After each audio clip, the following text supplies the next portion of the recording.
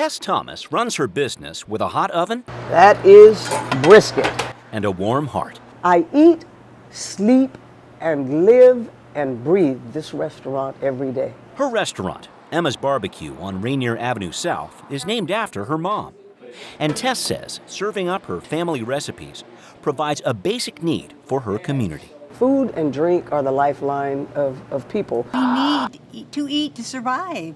That's part of the rallying cry for Initiative 1634, a measure Tess and others support to stop new local taxes on food and beverages. Once they reach into our grocery cart, where does it end? The measure launched soon after Seattle's sweetened beverage tax on distributors kicked in at the start of the year, 1.75 cents per fluid ounce. Soda and other non-alcoholic sugary drinks in Seattle face the tax, and the money brought in, more than $10 million in the first 6 months of this year, will go towards health and early education programs. What people are going to do, they're going to do. If I want a soda, I'm going to get myself a soda. Tess is doubtful the public health effort is working.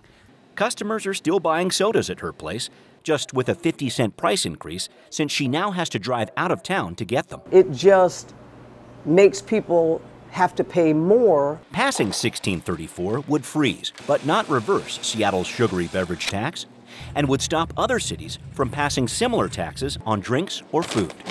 It hurts those that are the middle income and most definitely the poor. If I go buy a 50-pound bag of sugar, is that going to be the next taxable thing? I think it's important at this point that there's a line drawn that says there's no more. I get inspired by the patients that I've seen. Dr. Jim Krieger puts a lot of heart into his work too.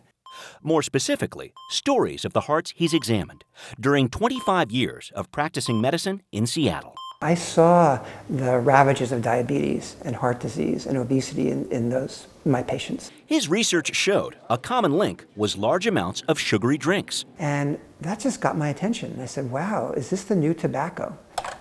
Krieger, who helped draft Seattle's sugary drink tax measure, points out that virtually all of the Yes campaign's funding, $8 million as of early September, comes from out-of-state big soda corporations like Coca-Cola, PepsiCo, and the Dr. Pepper Snapple Group. We're just afraid that this would open up the door for more corporate interference with local decision-making about what people think is best for their communities. He says it's too early to tell what impact Seattle's sugary drink tax is having on local businesses and consumers, though there is a study underway. Here you go, ma'am.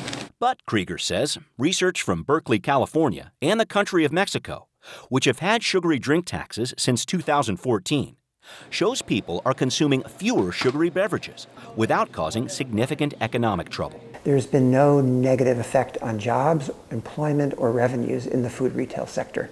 And as for the idea that 1634 is a way to prevent cities from taxing all groceries, including food products, Krieger says that's a ploy from Big Soda to protect profits. I have not heard anybody talking about taxing other sugary products, let alone dairy and meat and juice, which is what the proponents of this ballot measure say. There's been zero discussion of that. That is absolute misinformation and fake news.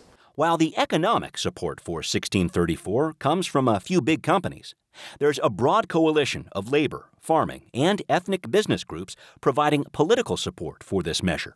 The support for the No campaign? A mere $250 as of early September. Oh, yeah. Tess Thomas says she supports 1634 as a way to push back against the possibility of new taxes. Leave food and drink alone. But Dr. Jim Krieger says 1634 is merely a scare tactic from large corporations, now pouring millions of dollars into what he calls a fight of biblical proportions. I think it's going to be David versus Goliath, with Big Soda being Goliath.